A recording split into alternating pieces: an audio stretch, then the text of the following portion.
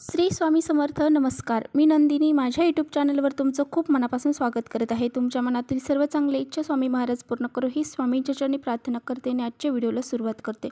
तर पहा, उद्या आहे 16 फेब्रुवारी आणि वार आहे शुक्रवार. तर या दिवशी आलेली आहे रथसप्तमी.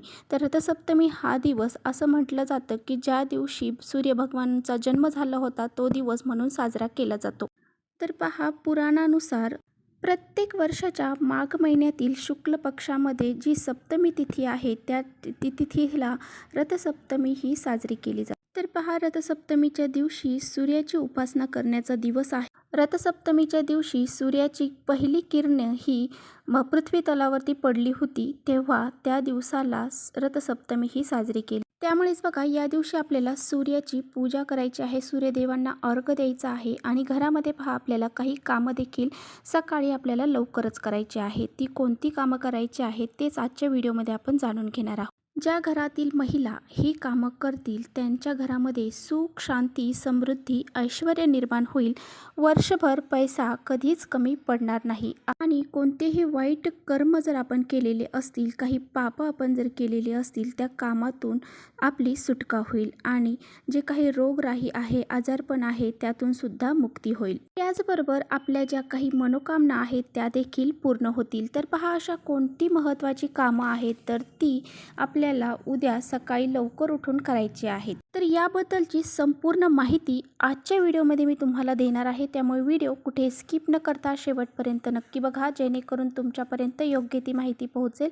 आपल्या चॅनलवर जर तुम्ही नवीन असाल तर चॅनलला सबस्क्राईब करा. असेच माहितीपूर्ण व्हिडिओ पाहण्यासाठी बेल आयकॉनलाही प्रेस करा, म्हणजे मी जेव्हा नवीन व्हिडिओ अपलोड करेन त्याचं नोटिफिकेशन सर्वात अगोदर तुम्हाला मिळेल आणि तुम्ही एकही व्हिडिओ मिस करणार नाही. पहा, बऱ्याच घरामध्ये रथसप्तमीचं व्रत हे केलं जातं, पण हे व्रत कुणी करायचं आहे याबद्दलच आपण आधी जाणून घेणार आहोत. जर आपल्या घरामध्ये वारंवार ती व्यक्ती आजारी पडत असेल आणि खूप सारा दवाखाना करून सुद्धा तिची परिस्थिती सुधरत नसेल तर त्या व्यक्तीने हे व्रत आवर्जून करावं. हे व्रत केल्याने आरोग्यासंबंधी ज्या समस्या आहेत तर त्या दूर होतात. त्याचबरोबर ज्या व्यक्तींची शिक्षणामध्ये प्रगती होत नाही किंवा ज्या व्यक्ती खूप कष्ट करत आहात, मेहनत करत आहात, नोकरीमध्ये तुम्हाला यश प्राप्त होत नाही आहे किंवा तुम्हाला नोकरी प्राप्त होत नाही आहे, व्यवसाय करत आहात तर व्यवसायामध्ये प्रगती होत नाही आहे, या व्यक्तींनी सूर्यदेवाची उपासना करायचीच आहे. त्याचबरोबर हे व्रत देखील करायचं आहे. त्याचबरोबर पहा, ज्या व्यक्तींना संतान प्राप्ती होत नाही,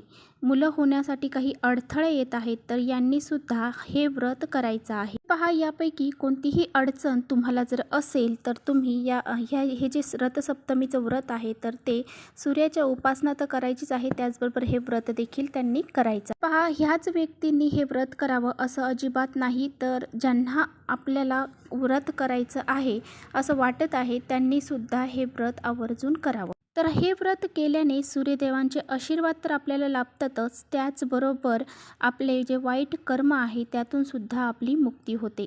तर पहा, उद्या महिलांनी सकाळी लवकर उठायचं आहे, ब्रह्ममुहूर्तावरच उठायचं आहे. फक्त स्त्रियांनीच नाही तर इतर सदस्यांनी देखील घरातल्या ब्रह्ममुहूर्तावर उठायचं आणि ब्रह्ममुहूर्तावर आपल्याला स्नान करायचं आहे. तर ब्रह्ममुहूर्तावर जर आपण स्नान केलं तर आपल्या जीवनातील जे काही संकट, अडचणी, दारिद्र्य जे आहे तर ते नष्ट होऊन जात असतं. तर आंघोळीच्या पाण्यामध्ये आपल्याला केसर टाकायचं आहे, त्याचबरोबर गंगाजल टाकायचं आहे, लाल फुलं टाकायची आहेत, चंदन टाकायचं आहे आणि त्याचबरोबर तीळ टाकायचे आहेत आणि या पाण्याने आपल्याला आंघोळ करायची. तर आपल्याला सकाळी उठल्याच काय करायचं आहे, आदल्या दिवशी म्हणजे आजच संध्याकाळी आपल्याला 1 तांब्याचा कलश भरून पाणी आपल्या किचन वट्यावर ठेवायचं आहे, ते झाकून ठेवायचं आहे. दुसऱ्या दिवशी सकाळी उठताच ते पाणी आपल्याला आपल्या मुख्य दरवाजामध्ये शिंपडायचं आहे आणि जो उंबरठा आहे त्या उंबरठ्यावरती सुद्धा आपल्याला हे पाणी शिंपडायचं आहे. तर पहा, याबद्दलचा एक व्हिडिओ मी खूप दिवसापूर्वी म्हणजे 5-6 महिन्यांपूर्वी टाकलेला आहे. तो जर तुम्ही पाहिला नसेल तर तो सुद्धा नक्की पहा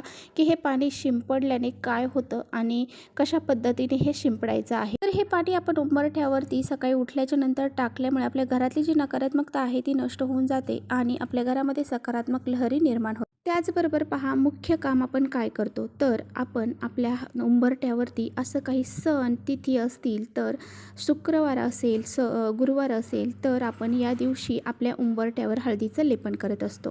तर मग तुम्हाला या दिवशी देखील आपल्या उंबरठ्यावर हळद आणि चंदनाचं गोमित्र टाकून लेपन करायचं आहे आणि त्या उंबरठ्याची आपल्याला हळद कुंकू अक्षदा फूल वाहून पूजा करायची आहे. त्याचबरोबर घराच्या बाहेर उंबरठ्याच्या बाहेर 2 दिवे आपल्याला सकाळी संध्याकाळी प्रज्वलित करायचे आहे. त्याचबरोबर आपला जो घराचा मुख्य दरवाजा आहे तर तो आपल्याला थोडंसं पाण्यामध्ये हळद टाकायची आहे. त्या पाण्याने तो दरवाजा जो आहे तो स्वच्छ कापडाने पुसून घ्यायचा आहे आणि त्यावरती आपल्याला हळदीने थोडंसं पाणी मिक्स करून आपल्याला पेस्ट बनवून एक स्वास्तिक काढायचं आहे. स्वास्तिक काढताना त्यामधले 4 बिंदू द्यायचे आहेत. साईडच्या 2-2 रेषा असतात त्या देखील द्यायच्या आहे आणि त्या स्वास्तिकची हळद कुंकू अक्षदा फूल वाहून पूजा करायची आहे. त्याचबरोबर आपल्या घरामध्ये पहा, स्वयंपाकघर असतं, ते स्वयंपाकघर आपल्याला अगदी स्वच्छ करायचं आहे. स्वयंपाकाचा गॅस जो आहे त्या गॅसची आपल्याला पूजा करायची आहे. तिथे आपल्याला अन्नपूर्णा मातेची मूर्ती बी ठेवायची आहे आणि अन्नपूर्णा मातेची पूजा देखील आपल्याला करायची आहे. तर पहा, थोडंसं तूप आणि हळद मिक्स करायचं आहे आणि त्याने आपल्याला आपली किचनची जी भिंत आहे तर त्या भिंतीवरती स्वास्तिक काढायचं आहे आणि त्या स्वास्तिकची पूजा करायची आहे. त्याचबरोबर आपला गॅस जो आहे त्या गॅसवरती आपल्याला हळद कुंकवाने स्वास्तिक काढायचं आहे आणि त्याची देखील आपल्याला पूजा करायची आहे. धूप दीप दाखवायचा आहे, रांगोळी काढायची आहे आणि अन्नपूर्णा मातेची मूर्ती तांदळात ठेवून तिची देखील आपल्याला विधिवत पूजा करायची आहे. आता पहा, आपल्याला अजून एक महत्त्वाचं काम या दिवशी करायचं आहे. तर या दिवशी पहा, आपल्याला आपल्या घरामध्ये सूर्याची प्रतिमा काढायची आहे. म्हणजेच जो रथ असतो तर रथसप्तमीचा जो रथ आहे, सूर्य आहे, तर ते आपल्याला घरामध्ये एका पाटावरती काढायचं आहे आणि त्याची आपल्याला पूजा करायची आहे. त्याचबरोबर आपल्या घरामध्ये आपल्याला थोडंसं दूध जे आहे एका बोळक्यामध्ये भरायचं आहे. पहा, संक्रांतीला आपण बोळके घरामध्ये घेऊन आलेलो आहोत. ते बोळके तुमच्याकडे असतीलच तर ते मातीच्या भांड्यामध्ये आपल्याला दूध घालायचं आहे आणि थोड्याशा गौऱ्या किंवा कोळशावरती ते ओतू घालायचं आहे किंवा मग तुमच्याकडे हे नसेल तर तुम्ही गॅसवर देखील ओतू घालू शकता. असं म्हटलं जातं की रथसप्तमीच्या दिवशी दूध ओतू घातल्यामुळे खूप आपल्या घरामध्ये प्रगती होते. ते दूध ज्या दिशेने ओतू जातं त्या दिशेने आपली घराची प्रगती होते असं म्हटलं जातं. तर पहा, आपले जे कुबेर देव आहेत आणि माता लक्ष्मी आहे त्यांची जी दिशा आहे तर ती उत्तर दिशा आहे आणि पहा, ज्यावेळेस आपण हे दूध ओतू घालतो त्यावेळेस ते जर उत्तर दिशेने जर ओतू गेलं तर आपल्या घरामध्ये पैसा संपत्ती हे कधीही कमी पडत नाही आणि आपल्या घरामध्ये ते येऊ लागते असं म्हटलं जातं. त्यामुळे अशा प्रकारे दूध ओतू घालायचं आहे आणि त्याचा नैवेद्य सूर्यदेवांना आपल्याला दाखवायचा आहे. आणि त्याचबरोबर बघा, पूर्व दिशेला जर हे दूध ओतू गेलं तर ते सुद्धा शुभ मानलं जातं. आणि बघा, त्याचबरोबर आपल्याला आपल्या देवघराची पूजा करायची आहे. त्यामध्ये तुम्हाला मी सांगितल्याप्रमाणे एक पाट घ्यायचा आहे. पाटावरती सूर्यदेवांची रांगोळी काढायची आहे, रथ काढायचा आहे, त्याची पूजा करायची आहे आणि त्याचबरोबर पहा, 7 बोळके घ्यायचे आहेत आणि 7 बोळक्यांमध्ये 7 प्रकारचं धान्य घालायचं आहे. यामध्ये आपल्याला तीळ हे आवर्जून घालायचे आहे. एक धान्य आपल्याला तिळाचं घ्यायचं आहे. बाकी तुम्ही तुमच्याकडे जे धान्य असतील ते घेऊ शकता आणि जर तुमच्याकडे बोळके अवेलेबल नसतील तर तुम्ही एखाद्या प्लेटमध्ये सुद्धा हे धान्य घेऊ शकता.